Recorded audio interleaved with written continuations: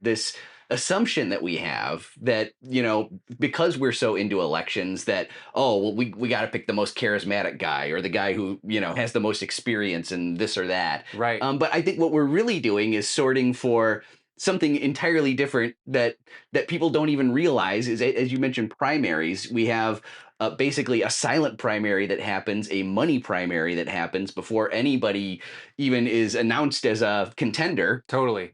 And so what we're really sorting for is the ability to fundraise. Yes. That's your number one job as a legislator, is to always be fundraising. Yeah, totally. And so, I mean, can you kind of draw out for us a little bit like the ways that sortition neutralizes the money factor? Yeah. I mean, the devil is always in the details, right? When people first hear about this policy, they raise a lot of good concerns and questions. And so I don't want to minimize those things.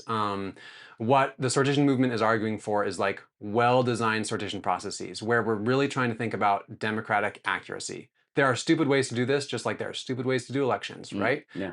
As far as like neutralizing money. So much of like the money pathway in politics is facilitated by elections, Hmm. right? If you're somebody with great policy ideas, you need the more money you have, the more free time you have, the more effective your campaigning is going to be. Yeah. And so, there's a good reason that working people with demanding caregiving responsibilities are drastically underrepresented in politics, Right. right? Right.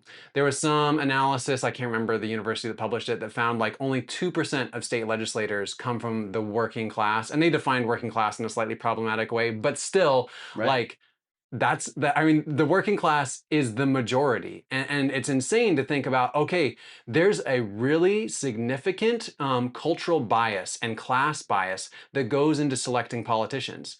And even if the politicians are not like specifically aware of it, or they're just, they're trying to do their best, that's still going to influence the types of policy that they have, Absolutely. because we're all human, we all have limited perspective. And so if everybody in the room is a landlord or mostly knows landlords rather than being a renter or mostly knowing renters, and you're talking about like, okay, let's talk about renter landlord disputes, you're going to hear a lot more like anecdotal information from people that like, oh yeah, there's this renter that was terrible and trashed the place. We need to protect those landlords, right?